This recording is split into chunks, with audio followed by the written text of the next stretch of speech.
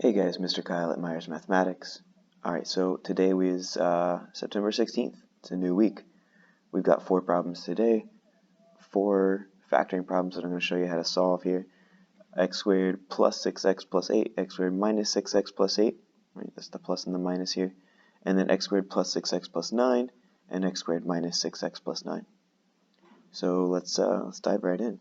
We've got x squared plus 6x plus 8.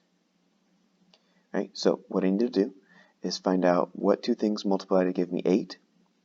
Right, so the first thing that can always multiply is 1 and that number. Right, so 1 times 8, that's 8, but 1 plus 8 would be 9. So that's not going to work out. We need to get 6. We need to get positive 6. So the next two things that multiply to give me 8, well, 2 goes into 8, goes in 4 times. So 2 times 4 is 8. And then look at that, 2 plus 4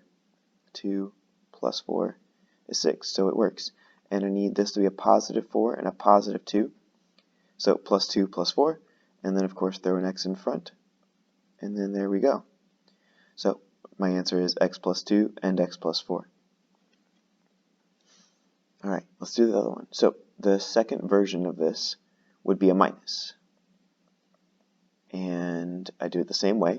So 1 and 8 are still viable options, but they still add to give me 9, so it doesn't really work. And it doesn't matter if I try to make it negative either. For 1, if I tried to subtract it, it'd give me 7, and it wouldn't matter anyways because I need to get positive 8. So I could do 2 and 4, but it's not going to give me negative 6.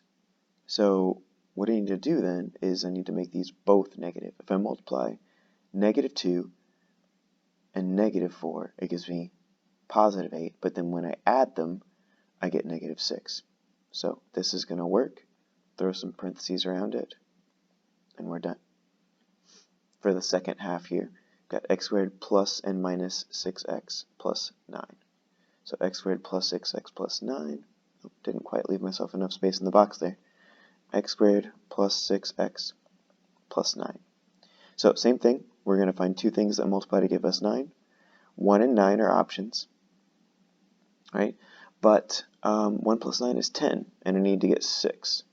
So let's look again. 2 doesn't even work, right? There's nothing that multiplies to give us 9 when we multiply by 2, as long as we're not using fractions or decimals or anything like that, right? But 3 times 3 is 9, and also 3 plus 3 is 6. So it works, and we throw x's in front, throw an x in front. And this is another square, actually. It's the exact same thing, x plus 3 and x plus 3. Two of the same thing. Whenever I have two of the same thing, 3 times 3, for instance, it's the same thing as 3 squared. So that means I can write this as x plus 3 squared, like that, meaning x plus 3 times x plus 3. All right, and let's end with our last one here. We have x squared minus 6x plus 9. X squared minus 6x plus 9. So same thing, 1 and 9 are factors of 9, right? Two things that multiply to give me 9, but they don't work to give me negative 6. 3 and 3 actually don't either, but since I can make them both negative and get positive 9, it works.